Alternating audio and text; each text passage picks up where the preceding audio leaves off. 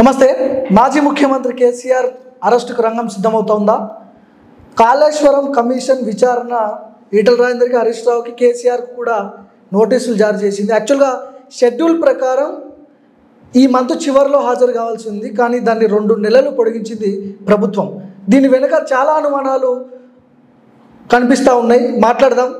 KCR arrest కాబోతున్నాడంటూ social media కథనాల్లో కూడా పెద్ద ఎత్తున చర్చ జరుగుతుంది. నాతో పాటు చెనగాని దయాకర్ గారు జాయిన్ అవుతున్నారు, అధికార పార్టీ నుంచి. నమస్తే దయాకర్. ఏంటి మొత్తానికి అనుకున్న సాధించబోతున్నారా? మాజీ ముఖ్యమంత్రి కేసీఆర్ అరెస్టుకు రంగం సిద్ధమవుతుందా? ఏం చేయబోతున్నారు అసలు? కాళేశ్వరం ప్రాజెక్టులో అవినీతి కేసులో కమిషన్ ఇచ్చినటువంటి దాన్ని కేసీఆర్ మాజీ ముఖ్యమంత్రి గౌరవంగా విచారణకు హాజరై జరిగిన తప్పిదాలను, లోపాలను, తన యొక్క చిత్తశుద్ధిని, నిజాయితీని నిరూపించుకోవాల్సిన అవసరం ఉందని కూడా కోరుతాను. నిజంగా కేసీఆర్ గారికి ఈ చట్టాల మీద, రాజ్యాంగం పట్ల, ప్రజాస్వామ్యం పట్ల ఏమాత్రం గౌరవం ఉన్నా ఒక పరిపక్వత రాజకీయ నాయకుడిగా తప్పకుండా కమిషన్ దగ్గరికి హాజరై, విచారణకు హాజరై తెలంగాణ ప్రజలకు వివరించాల్సిన అవసరం ఉందని కూడా మేము డిమాండ్ చేస్తూ ఉన్నాం. ఇవాళ కాళేశ్వరం లాంటి ఒక అవినీతి ప్రాజెక్టును, తలా తోక లేని ప్రాజెక్టును కట్టి దాదాపు 1,00,000 కోట్ల రూపాయలు ఒక అవినీతి జరిగి తెలంగాణ ఆర్థిక పరిస్థితిని తూట్లు పొడిచి ఇవాళ నిరుద్యోగుల కళ్ళల్లో, రైతుల కళ్ళల్లో మట్టి కొట్టినటువంటి కేసీఆర్ గత పాలనలో ఇవాళ 17 నెలలుగా కాంగ్రెస్ ప్రభుత్వం వచ్చిన తర్వాత కాళేశ్వరం లాంటి అవినీతి ప్రాజెక్టుతోని ఆర్థిక వ్యవస్థ అతలాకుతలం అయిపోయి నిరుద్యోగులకు, రైతులకు ఒకవైపు మనం పెద్దపీట వేస్తూ 17 నెలలుగా ఈ ప్రభుత్వం సంక్షేమ రంగానికి పెద్దపీట వేసినటువంటి ఘనత ఉంది. ఇవాళ 10 ఏళ్ల పాటు కేసీఆర్ లాంటి వాళ్లకు తెలంగాణ ఉద్యమకారుడని, వీరుడు, సూర్యుడని తెలంగాణ ప్రజలు అవకాశం ఇస్తే తెలంగాణ సకల జనులకు వెన్నుపోటు పొడిచినటువంటి వ్యక్తి, ఒక కుటుంబమే స్వాలంబన కోసం తెలంగాణ ప్రజాధనాన్ని దగా చేసి, డోకా చేసి, ఆర్థిక వ్యవస్థను విచ్ఛిన్నం చేసి తెలంగాణ యువతకు మట్టి కొట్టినటువంటి కేసీఆర్ లాంటి వాళ్లకు ఇది కమిషన్ అనేది ఈరోజు ఇచ్చినటువంటి విచారణ చాలా తెలంగాణ ప్రజలు అప్రిషియేట్ చేస్తూ ఉన్నారు, స్వాగతిస్తూ ఉన్నారు. దీని పట్ల కేసీఆర్ గారు నిజాయితీగా నిరూపించుకోవాలని కాంగ్రెస్ పార్టీగా డిమాండ్ చేస్తూ ఉన్నాం. ఇప్పుడు ఇందులో ఈటల రాజేందర్ని ఎందుకు ఇన్వాల్వ్ చేస్తున్నట్టు? ఈటల రాజేందర్ కూడా అప్పుడు ఆర్థిక శాఖ మంత్రిగా ఉన్నాడు. జరిగిన నిధులు కావచ్చు, జరిగిన బిల్లులు కావచ్చు, ఏ రకమైన మీరు ఆర్థిక శాఖ మంత్రిగా ఎట్లా మీరు అమలు చేశారు, దీని బయట ప్రక్రియ ఏందనే దాని మీద విచారణ ఇస్తూ ఉన్నారు. నిజంగా దీని పట్ల ఈటల రాజేందర్ కూడా తన యొక్క నిజాయితీ నిరూపించుకోవాల్సిన అవసరం ఉంది. రోజు మేకపోతు గాంభీర్యంలాగా మాట్లాడే ఈటల రాజేందర్ గారు గతంలో మీ పైన అనేక ఉన్నటువంటి అవినీతి ఆరోపణలు వచ్చినాయి, భూ కబ్జాలు వచ్చినాయి, అనేక ఉన్నటువంటి రకరకాల ల్యాండ్ కబ్జా అనేక విధాలుగా వచ్చినాయి. కాబట్టి ఈటల రాజేందర్ గారు నిజాయితీకే మారిపోయారు అనుకునే రోజు చెప్పుకుంటున్నట్టు ఈటల రాజేందర్ గారు కూడా దీనిపైన తన యొక్క నిజాయితీని కూడా నిరూపించుకోవాల్సిన అవసరం. ఓకే, ఇప్పుడు ఇందులో ఒకవేళ ఈటల తప్పిదం ఉంటే ఒకవేళ ప్రభుత్వం ఎట్లాంటి చర్యలు తీసుకుంటుంది? కేంద్రంలో వాళ్ళ పార్టీ అధికారంలో ఉంది, ఆయన ఎంపీగా ఉన్నాడు, మల్కాజ్గిరి ఎంపీగా ఉన్నాడు. బీజేపీ వాళ్ళపై చర్యలు తీసుకునే అంత తప్పు ఉంటుందా ప్రభుత్వం? చేసిన వాళ్ళు ఎవరికైనా చట్టానికి అతీతులు గారు. ఇవాళ గాలి జనార్దన్ రెడ్డి లాంటి వాళ్ళకు జైలు శిక్ష పడింది.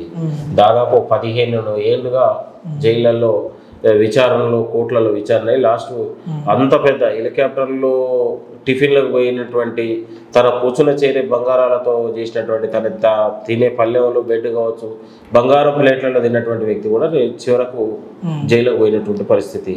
గతంలో లలూ ప్రసాద్ లాంటి వాళ్ళు, గొప్ప గొప్ప వాళ్ళు కూడా జైలుకు పోయి వార్నింగ్ ఇస్తున్నారా, జైలుకు ఇండికేషన్ ఇస్తున్నారా? నిజాయితీ ఇక్కడ ఎవరి ఎక్కడ తప్పిదాలు ఉన్నా చట్టానికి ఎవరు కాదనేది మేము భావిస్తా ఉన్నాం. ఈ కేసుని కేంద్రం ఒకలా కుట్ర చేసి మసిపూసి మారేడుగాయలు చేయాలనుకుంటే వేరే విషయం. కానీ కాంగ్రెస్ ప్రభుత్వం దీని పట్ల చిత్తశుద్ధిగా ఉంది. కాళేశ్వరం లాంటి అవినీతి ప్రాజెక్టులో ఎవరు ఎంతమంది ఉన్నా, ఎంత పెద్ద గనుడు ఉన్నా కూడా ఉపేక్షించే పని లేదు. ఇది ప్రజల సొమ్ము, ప్రజాధనంతో కట్టినటువంటి ప్రాజెక్టు కాబట్టి ప్రజలకు జవాబుదారీగా ఉండాలనేది మేము కోరుతా ఉన్నాం. ఇంతకుముందే నల్గొండలో కేటీఆర్ ఒక ప్రెస్ మీట్లో మాట్లాడుతూ ఎస్ఎల్బీసీ టన్నల్లో శవాలను ఆల్మోస్ట్ 3 months దాటిపోతా ఉంది. ఇప్పటి వరకు ఆ బాడీలని తీసుకురావడంలో ఫెయిల్ అయింది ప్రభుత్వం. కమిషన్ల విచారణ పేరంటూ మమ్మల్ని బ్లాక్మెయిల్ చేస్తుందని చెప్పి కేటీఆర్ మాట్లాడుతున్నారు. ఇప్పుడు కళ్ళ ముందు మేడిగడ్డ లాంటి ప్రాజెక్టు కుంగిపోయింది. అసలు ఎస్ఎల్బీసీ లాంటి ప్రాజెక్ట్ని వ్యతిరేకించినటువంటి అవకాశవాదులు 10 ఏళ్లలో ఎస్ఎల్బీసీకి కనీసం నిధులు ఇవ్వకుండా, కనీసం ఎక్కడ కూడా పనులు జరగకుండా జాప్యం చేశారు. కాంగ్రెస్ ప్రభుత్వం వచ్చిన తర్వాత మళ్ళీ మోక్షం జరిగింది. 2004లో రాజశేఖర రెడ్డి గారు ఎస్ఎల్బీసీకి మనం శిలాఫలకం వేసి దాని పనులు ప్రారంభించారు. దాదాపు 2 జిల్లాలకు 3 లక్షల ఎకరాలకు నీరు అందించే ఎస్ఎల్బీసీ లాంటి గొప్ప ప్రాజెక్టు అది సస్యశ్యామలమైతే, అది సస్యశ్యామలతో ఉంది. అది పూర్తి అయితే 3 లక్షల ఎకరాలకు నల్లగొండ లాంటి లేకపోతే పక్కన ఉన్నటువంటి జిల్లాలకు కూడా సాగుకు తాగుకు ఉపయోగకరంగా ఉన్నటువంటి. నా ప్రశ్న ఏంటంటే, ఇన్ని రోజులైనా కూడా అక్కడ ఉన్నటువంటి బాడీస్ని ఎందుకు ప్రభుత్వం తీయలేకపోతుంది? దాదాపు అనేక విధాలుగా, దాదాపు ఢిల్లీ నుంచి, అమెరికా నుంచి కూడా అనువైన ఆయుధాలని లేకపోతే యంత్రాంగాల్ని తీసుకొచ్చి కూడా మనం ప్రయత్నం చేసాం. అక్కడ ఉన్నటువంటి మట్టి పేరుకపోవడం వల్ల యంత్రాలకు కూడా మనం సహాయ కార్యక్రమాలు కూడా ఆటంకం కలిగినటువంటి నేపథ్యంలో జరిగిన పని. అక్కడ ఉన్నటువంటి మంత్రులు, ముఖ్యమంత్రి గారు అనేక శత విధాలుగా కృషి చేసినటువంటి పరిస్థితి. కాబట్టి అది ఒక సొరంగ మార్గం ఉంది కాబట్టి మనం వెళ్ళడానికి కూడా వీలు లేని పరిస్థితులలో మిషన్లు ఉండడం ఒకవైపు, మట్టి మొత్తం పూర్తిగా పేరుకపోయి ఒక బురదమయమైనటువంటి పరిస్థితుల్లో అక్కడ ఉన్నటువంటి సహాయ సహకారాలు కూడా చేయడానికి వీలు లేకుండా తయారైంది పరిస్థితుల్లో. దాని తప్ప ఆ బాధితులకు ప్రభుత్వం అండగా ఉంది. కాబట్టి ఈ యొక్క ఎస్ఎల్బీసీ ప్రాజెక్టుకు పూర్తి చేయడానికి ఒకవైపు ప్రభుత్వం పూర్తి చిత్తశుద్ధితో పనిచేస్తుంది. కేసీఆర్, కేటీఆర్ లాంటి వారికి ఇదొకటి తప్ప వేరే లేదు. కాళేశ్వరంలో అన్నారం, మేడిగడ్డ, సుందిల్లా ఈ 3 బ్యారేజ్ల మీదనే విచారణ కొనసాగుతుంది, కానీ మొత్తం కాళేశ్వరంపై ఎందుకు విచారణ కొనసాగట్లేదు? దీంట్లో మెగా కృష్ణారెడ్డి ఇన్వాల్వ్ అయ్యిండు, అన్ని పార్టీలకు బాండ్ల రూపంలో డబ్బులు పంపించిండు, అందుకే రేవంత్ రెడ్డి మెగా కృష్ణారెడ్డి గురించి మాట్లాడట్లేదు అని చెప్పి చాలా విమర్శలు వస్తున్నాయి మీ మీద. ఇప్పుడు విమర్శలే కావచ్చు, కానీ కాళేశ్వరం అవినీతిలో ఎవరు ఉన్నా కూడా ప్రభుత్వం పూర్తి విచారణ చేస్తూ ఉంది. అలాంటి అవినీతి పరులు ఇప్పుడు కూడా శిక్షించడానికి ప్రభుత్వం వెనకడబోదు. ఇందులో భాగంగా దానికి కర్తకరమైనటువంటి ఆనాడు మాజీ ముఖ్యమంత్రి కేసీఆర్, కేటీఆర్ ఇలాంటి ఎవరున్నా కూడా దాన్ని మనం సవాల్ చేసి చేస్తూ ఉన్నాం. కాంట్రాక్టర్లు ఎవరున్నా, దాని లోపాలు ఉన్నా కూడా, ఎవరు దానికి ఉన్నా కూడా ఖచ్చితంగా శిక్షార్హులు. గతంలో పిసిసి అధ్యక్షుడిగా ఉన్నప్పుడు రేవంత్ రెడ్డి ఇదే మెగా కృష్ణారెడ్డిని చాలా విమర్శలు చేసిండు కదా. ప్రభుత్వానికి ఎవరు అతిథులు గారు, ప్రభుత్వానికి ఎవరు అతిథులు గారు మీరు గుర్తుపెట్టుకోండి. ప్రజల కోసం ప్రభుత్వం ఉంది. ప్రజల వ్యవస్థని, ఆర్థిక వ్యవస్థ దుబారా చేసి ఎవరు అవినీతి చేసినా దాని వెనకాల ఎవరున్నా కూడా ప్రభుత్వం శిక్షిస్తుంది. వ్యక్తుల పట్ల ఎప్పుడు కూడా ప్రేమ ఉండదు. ప్రభుత్వానికి ప్రజలు ముఖ్యం, ప్రజల ఆర్థిక వ్యవస్థ ముఖ్యం, ప్రజల ఉన్నటువంటి అభివృద్ధి ముఖ్యం, ప్రజల జీవితాలు ముఖ్యం. గుర్తుపెట్టుకోండి, కొందరు వ్యక్తుల కోసమో ఎప్పుడు కూడా ప్రభుత్వాలు పనిచేయవు. ప్రభుత్వం ఎప్పుడు కూడా ప్రజల కోసం ఆలోచిస్తుంది, డెవలప్మెంట్ కోసం ఆలోచిస్తుంది తప్ప ఒక 5, 4, 3 లాంటి వ్యక్తుల కోసం ఆలోచించదు. ప్రభుత్వం, కాంగ్రెస్ ప్రభుత్వం వచ్చిన తర్వాత 17 నెలల్లోనే ఒక అద్భుతాలు జరిగినాయి. తెలంగాణ ప్రజా సంక్షేమానికి పెద్దపీట వేసింది. 1,30,000 కోట్ల రూపాయలు ఇవాళ నిధులు తీసుకొచ్చి, లేకపోతే తెలంగాణ సంక్షేమ పథకాలు కేటాయించడం. కేసీఆర్ చేసిన అప్పులకే దాదాపు 70,000 కోట్ల రూపాయలు ఇంట్రెస్ట్ కట్టినటువంటి పరిస్థితి. కాబట్టి తెలంగాణ ప్రజా సంక్షేమ రంగానికి కాంగ్రెస్ ప్రభుత్వం పెద్దపీట వేస్తుందనడం నిదర్శనం. గతంలో ఛత్తీస్గఢ్ విద్యుత్ కొనుగోళ్ల విచారణకు సంబంధించి ఎల్ నరసింహారెడ్డి ఉన్నాడు దానికి చీఫ్గా. కేసీఆర్ దోషి అని చెప్పి ఆయన ప్రకటించిండు, కానీ ఎల్ నరసింహారెడ్డినే కేసీఆర్ తప్పుపట్టిండు, సుప్రీంకోర్టుకు పోయిండు, సుప్రీంకోర్టు ఆయన తిరస్కరించింది. ఇప్పుడు నోటీసులు ఇచ్చారు మళ్ళీ. ఇప్పుడు కేసీఆర్ ఎంతవరకు హాజరవుతాడు? హాజరవ్వకపోతే మీరు ఏం చేస్తారు? మేము చట్టాలని గౌరవించే వ్యక్తిగా మేము అనుకుంటున్నాం, న్యాయస్థానాన్ని గౌరవిస్తూ అనుకుంటా ఉన్నాం తప్ప ఎప్పుడు కూడా అవినీతి చేసినటువంటి వాళ్ళు పెద్ద పెద్ద మహాయోధులే ఇవాళ జైళ్ళకు పోయినట్టు ఊచలు లెక్క పెట్టినటువంటి పరిస్థితి చూసినాం. చట్టాలకు ఎవరు అతిథులు గారు, చట్టం తన పని తాను చేసుకుంటా పోతుంది. కాబట్టి కేసీఆర్ ఏదో వీరుడు సూర్యుడు, కేసీఆర్కు న్యాయస్థానాలు వర్తించవు, కమిషన్లు వర్తించవు అనేది కూడా తప్పది. ఖచ్చితంగా తప్పు చేసిన వారు ఎవరైనా శిక్ష అనుభవిస్తారు. ప్రజాక్షేత్రంలో మీరు భవిష్యత్తులో చూస్తారు. ఇప్పుడు ఆల్మోస్ట్ 17 నెలలు దాటిపోయింది కాంగ్రెస్ పార్టీ అధికారంలోకి వచ్చి. ఫార్ములా ఈ రేస్ అన్నారు, కాళేశ్వరం 1,00,000 కోట్లు అన్నారు, తెలంగాణలో కొన్ని వేల కోట్ల భూములు కొల్లగొట్టబడ్డాయి అని చెప్పి మాట్లాడిర్రు. అవన్నీ బయటకు తీస్తామని చెప్పారు. 2 ఏళ్ళు అవుతుంది ఆల్మోస్ట్. ఇంకో 2 ఏళ్లలో ఎలక్షన్స్ వస్తాయి. విచారణ ఎప్పుడు జరగాలి, ఎప్పుడు శిక్ష పడాలి, ఎప్పుడు చర్యలు తీసుకుంటారు మీరు? ప్రభుత్వం ప్రతి దాని మీద న్యాయస్థానాలే తన యొక్క న్యాయస్థానాల్లో ఉన్నప్పుడు తన విధానాలు జరుగుతుంటాయి తప్ప నిరంతర ప్రక్రియ ఉండదు. ప్రభుత్వం ఒక వైపు విచారణ జరిగింది, ఆ న్యాయస్థానాలు ఏదైతే మనం సిబిఐ లాంటి లేకపోతే ఈడీ లాంటి ఏదైతే న్యాయస్థానాలు ఉన్నాయో వాటి న్యాయస్థానాల్లో ప్రక్రియ జరుగుతుంది తప్ప ప్రభుత్వం అవినీతి పరులు ఎక్కడ కూడా ఉపేక్షించేది లేదు. అవినీతి పరులను శిక్షించేంత వరకు కాంగ్రెస్ ప్రభుత్వం ఎప్పుడు ముందుంటుంది. ప్రజల కోసం, ప్రజలకు ఇచ్చిన హామీల కోసం తెలంగాణ ప్రజలు ఏం ఆశించారో ఏం కొంటారో దాన్ని మనం ఫిల్ఫిల్ చేసేంత వరకు కాంగ్రెస్ ప్రభుత్వం ఆలోచన చేస్తుంది. ప్రధానంగా తెలంగాణలో విద్య, వైద్యం, ఉపాధి, ఉద్యోగ దిశగా ప్రభుత్వం ఆలోచన చేస్తూ ఉంది. ఇలా ఒకవైపు రైతాంగం, నిరుద్యోగులు, మహిళల సంక్షేమాలను పెద్దపీట వేసి ముందుకు పోతూ ఉంది. ఇప్పుడు తెలంగాణలో అనేక ఉన్నటువంటి ప్రభుత్వ భూముల్ని రక్షించడానికి ఒక హైడ్రా లాంటి ప్రాజెక్టు తీసుకొచ్చింది. హైడ్రా లాంటి ప్రాజెక్టులో ఇవాళ ప్రభుత్వ భూముల సంరక్షణతో పాటు చెరువులు, కుంటలు కాపాడే ప్రయత్నంలో తెలంగాణ ప్రభుత్వం గొప్ప ప్రయత్నం జరిగింది.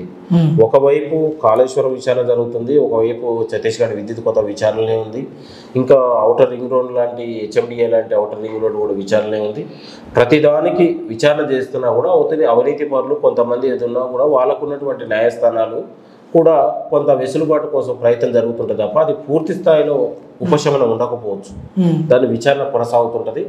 ఎప్పుడు కూడా దాన్ని మనం విచారణ అడ్డుకునే ప్రయత్నం ఉండదు. చట్టం తన పని తాను చేసుకుంటూ పోతుంది. ఎవరు కూడా చట్టానికి అతిథులు గారు, తప్పు చేసిన వాడు కూడా ఎవరు కూడా తప్పించుకోలేదు. ఈటల సానుభూతి పరులు కావచ్చు, ఆయన అభిమానులు కావచ్చు, ఈటలకి అధ్యక్ష పదవి రాబోతుంది, బీజేపీ అధ్యక్ష పదవి. ఈటలకి అధ్యక్ష పదవి వస్తే కాంగ్రెస్ పార్టీకి భవిష్యత్తులో థ్రెట్ అవుతుంది, అందుకనే లేనిపోని అభియోగాలు మోపాలి, అందుకనే నోటీసులు ఇచ్చారని చెప్పి వాళ్ళ అభిమానులు, వాళ్ళ సంబంధించిన వాళ్ళు మాట్లాడుతున్నారు. గాలి మాటలు, దాని గురించి పట్టించుకోవాల్సిన అవసరం లేదు. ఈటల రాజేందర్ లాంటి వాళ్ళు, కాంగ్రెస్ లాంటి పార్టీ అనేది ఒక పెద్ద పార్టీ. ఈటల రాజేందర్ లాంటి ఒక చిన్న వ్యక్తి కాంగ్రెస్ పార్టీ కొట్టే స్థాయి లేదు. గ్రామ స్థాయి నుంచి వాళ్ళ క్షేత్రస్థాయి, ఢిల్లీ స్థాయిలో బలంగా ఉన్నటువంటి కాంగ్రెస్ పార్టీ.